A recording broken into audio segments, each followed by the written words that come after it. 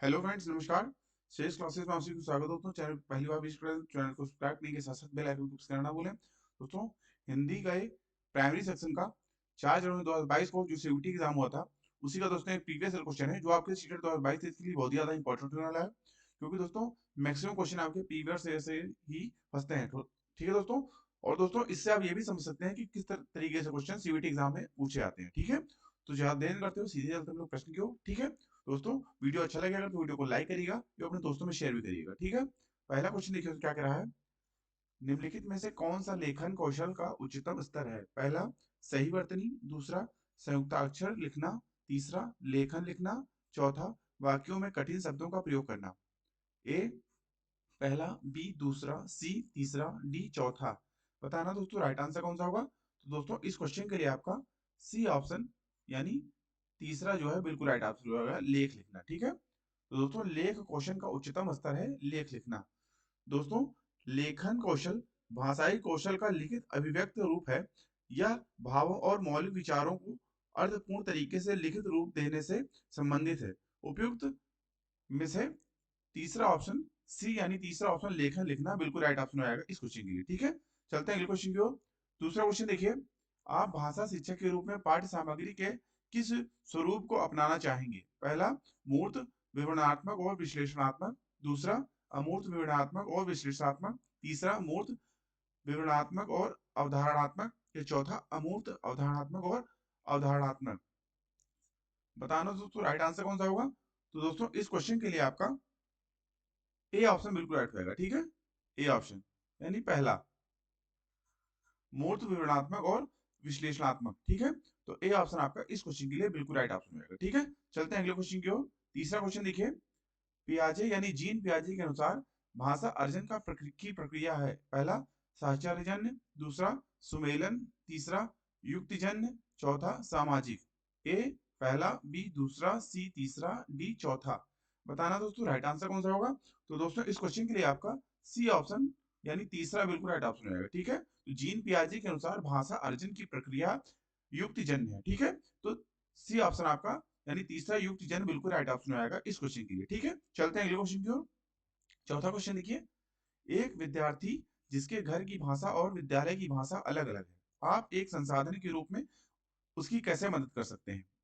पहला, उसे कक्षा में अधिक समय और ध्यान देकर। दूसरा, कक्षा में बहुभाषिकता को संसाधन के रूप में उपयोग करके। तीसरा, उसको गृह कार्य से संबंधित कार्यों में लचीलापन देकर।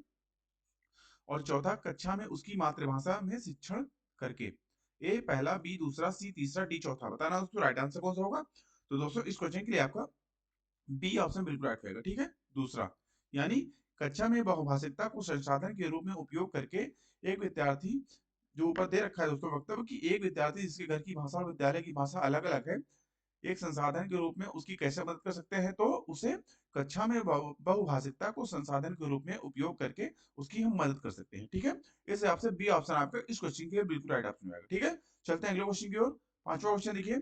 ट्रांसलिंग्विशिंग, एक भाषा से दूसरी भाषा में जाना के संबंध में इन कथनों यानी आ और बा पर विचार करें। आ, ट्रांस लिंग्विस्टिक बहुभाषावाद का एक लचीला स्वरूप है। बी, ट्रांस लिंग्विस्टिक संप्रेषण क्षमता के संवर्धन के लिए जानी गई भाषाओं के बीच एक भाषा से दूसरी में व्यवहार करना है। पहला, आ सही है, बा गलत है। दूसरा, आ गलत है, बा सही है। तीसरा, आ और बा दोनों सही है। चौथा, आ और बा दोनों गलत है। ए पहला, बी दूसरा, सी तीसरा, डी चौथा। बताना दोस्तों राइट आंसर कौन सा होगा। तो दोस्तों, इस क्वेश्चन के लिए आपका सी ऑप्शन बिल्कुल राइट रहेगा। ठीक है, सी यानी तीसरा, यानी आ और बा दोनों सही है, यानी ट्रांसलिंग्विस्टिक बहुभाषावाद का एक लचीला स्वरूप है और ट्रांसलिंग्विस्टिक संप्रेषण क्षमता के संवर्धन के लिए जानी गई भाषाओं के बीच एक भाषा से दूसरी भाषा में व्यवहार करना है। ठीक है, इस हिसाब से सी ऑप्शन आपका इस क्वेश्चन के लिए बिल्कुल राइट ऑप्शन है। चलते हैं अगले क्वेश्चन की ओर। छठा क्वेश्चन देखिए। समग्र भाषा उपागम में भाषा अधिगम के लिए एक उपकरण के रूप में क्या प्रयोग किया जाता है? पहला, क्रिया। दूसरा, साहित्य। तीसरा, बाल कविताएं। चौथा, खिलौने। ए पहला, बी दूसरा, सी तीसरा, डी चौथा। बताना दोस्तों राइट आंसर कौन सा होगा। तो दोस्तों, इस क्वेश्चन के लिए आपका बी ऑप्शन यानी दूसरा, साहित्य बिल्कुल राइट ऑप्शन है। ठीक है, तो समग्र भाषा उपागम में भाषा अधिगम के लिए एक उपकरण के रूप में इनमें से साहित्य जो है सबसे ज्यादा प्रयोग किया जाता है। ठीक है, तो बी ऑप्शन आपका इस क्वेश्चन के लिए बिल्कुल राइट ऑप्शन रहेगा। चलते हैं अगले क्वेश्चन की ओर।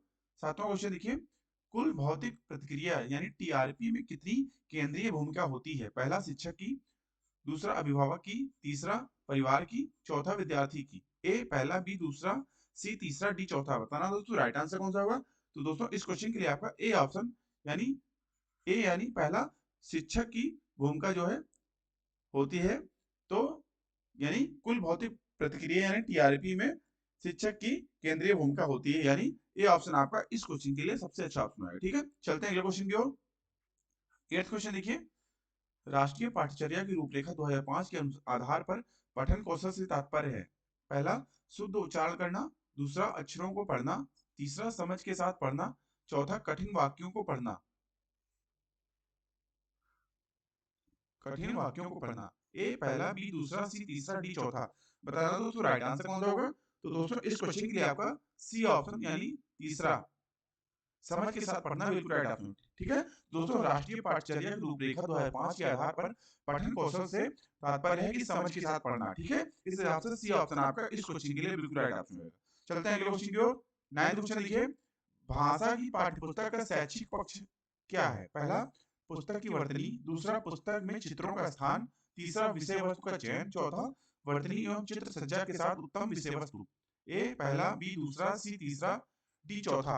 बताना दोस्तों राइट आंसर कौन सा होगा। तो दोस्तों इस क्वेश्चन के लिए आपका सी ऑप्शन यानी तीसरा बिल्कुल राइट ऑप्शन है। ठीक है, विषय वस्तु का चयन। दोस्तों भाषा की पाठ्यपुस्तक का शैक्षिक पक्ष विषय वस्तु का चयन है। ठीक है, तो सी ऑप्शन आपका इस क्वेश्चन के लिए बिल्कुल राइट ऑप्शन है। ठीक है, चलते हैं अगले क्वेश्चन की ओर। 10th क्वेश्चन देखिए, विद्यार्थियों को दी जा रही गतिविधियों पर विचार करें। निम्नलिखित में से कौन सी गतिविधि संप्रेषण कौशल विकसित करने के लिए आप अपनाना चाहेंगे? पहला, वह एक अभिनेता है, दूसरा सप्ताहांत पर मैं सुबह जा रहा हूं, फिर भी मैं 5 बजे तक वापस आ जाऊंगा, तीसरा मैं अपने मित्र से पूछें कि वह सप्ताहांत में कहाँ जाना पसंद करेगा और क्यों, चौथा वह अपने सहपाठी से उन दोनों बिंदुओं के बारे में पूछे जिनका ध्यान वे समूह चर्चा के समय रखती रहते हैं। ठीक है, तो इसमें पहला पहला दूसरा तीसरा, दूसरा दूसरा तीसरा, तीसरा पहला दूसरा चौथा, तीसरा चौथा। इसमें बताना दोस्तों राइट ऑप्शन कौन सा होगा। तो ऑप्शन देखिए, ए पहला, बी दूसरा, सी तीसरा, डी चौथा। बताना दोस्तों राइट आंसर कौन सा होगा इसमें। तो दोस्तों इस क्वेश्चन के लिए आपका डी ऑप्शन बिल्कुल राइट होगा। ठीक है, चौथा यानी तीसरा और चौथा, तीसरा और चौथा यानी अपने मित्र से पूछें कि वह सप्ताहांत में कहाँ जाना पसंद करता है और क्यों, और चौथा अपने सहपाठी से उन दो बिंदुओं के बारे में पूछें जिनका ध्यान भी समूह चर्चा के समय रखती रहते हैं। ठीक है, तो डी ऑप्शन आपका इस क्वेश्चन के लिए बिल्कुल राइट ऑप्शन है। ठीक है, चलते हैं अगले क्वेश्चन की ओर। 11वां क्वेश्चन देखिए, स्टीफन क्रेशन के अनुसार कौन सी अचेतन प्रक्रिया है? पहला सीखना, दूसरा अर्जन, तीसरा सुनना, चौथा संप्रेषण। ए पहला, बी दूसरा, सी तीसरा, डी चौथा। बताना दोस्तों राइट आंसर कौन सा होगा। तो दोस्तों इस क्वेश्चन के लिए आपका बी ऑप्शन यानी दूसरा अर्जन जो है बिल्कुल राइट ऑप्शन है। ठीक है, तो दोस्तों स्टीफन क्रेशन के अनुसार इसमें अर्जन जो है यह अचेतन प्रक्रिया है। ठीक है, बाकी सीखना, सुनना, संप्रेषण ये सारी चेतन प्रक्रिया तीनों। ठीक है, तो बी ऑप्शन आपका इस क्वेश्चन के लिए बिल्कुल राइट ऑप्शन होगा। चलते हैं अगले क्वेश्चन की ओर। 12वां क्वेश्चन देखिए, वाइगोत्स्की के अनुसार, ठीक है, ले वाइगोत्स्की के अनुसार जो बच्चे का व्यापक उपयोग करते हैं वे अन्य बच्चों की तुलना में जटिल कार्यों को अधिक प्रभावी ढंग से सीखते हैं। पहला आंतरिक भाषण, दूसरा व्यक्तिगत भाषण, तीसरा निजी भाषण, चौथा मौन भाषण। ए पहला, बी दूसरा, सी तीसरा, डी चौथा। बताना दोस्तों राइट आंसर कौन सा होगा। तो दोस्तों इस क्वेश्चन के लिए आपका सी ऑप्शन बिल्कुल राइट रहेगा। ठीक है, तीसरा दोस्तों वाइगोत्स्की के अनुसार जो बच्चे निजी भाषण का व्यापक उपयोग करते हैं वे अन्य बच्चों की तुलना में जटिल कार्यों को अधिक प्रभावी ढंग से सीखते हैं। ठीक है, इसे आपसे निजी भाषण इसमें तीसरा ऑप्शन बिल्कुल राइट ऑप्शन रहेगा इस क्वेश्चन के लिए। ठीक है, चलते हैं अगले क्वेश्चन की ओर। 13वां क्वेश्चन देखिए, जीन पियाजे के अनुसार भाषा का विकास से तक होता है। पहला निजी से व्यक्तिगत, दूसरा निजी से सामाजिकृत, तीसरा आत्म केंद्रित से सामाजिक, चौथा सामाजिक से आत्म केंद्रित। ए पहला, बी दूसरा, सी तीसरा, डी चौथा। बताना दोस्तों राइट आंसर कौन सा होगा। तो दोस्तों इस क्वेश्चन के लिए आपका सी ऑप्शन बिल्कुल राइट रहेगा। ठीक है, तीसरा दोस्तों जीन पियाजे के अनुसार भाषा का विकास आत्म केंद्रित से सामाजिक तक होता है। ठीक है, इस हिसाब से सी ऑप्शन आपका इस क्वेश्चन के लिए बिल्कुल राइट ऑप्शन है। चलते हैं अगले क्वेश्चन की ओर। 14वां क्वेश्चन देखिए, कक्षा में चर्चा के दौरान कक्षा 5 की एक विद्यार्थी भ्रष्टाचार के कारणों पर अपना दृष्टिकोण प्रस्तुत करती है। इस दौरान ना तो वह दूसरों के विचारों से सहमति प्रकट कर रही है और ना ही वह दूसरे के नजरिए से विषय वस्तु को देखने की कोशिश कर रही है। पियाजे के अनुसार वह किस प्रकार के भाषण में शामिल है?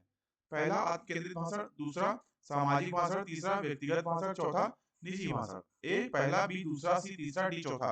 बताना दोस्तों राइट आंसर कौन सा होगा? तो दोस्तों इस क्वेश्चन के लिए आपका ए यानी पहला आत्म केंद्रित भाषण जो है बिल्कुल राइट ऑप्शन में आएगा इस क्वेश्चन के लिए। ठीक है, ठीक है दोस्तों, चलते हैं अगले क्वेश्चन की ओर। और दोस्तों ये इस वीडियो लेक्चर का लास्ट क्वेश्चन है।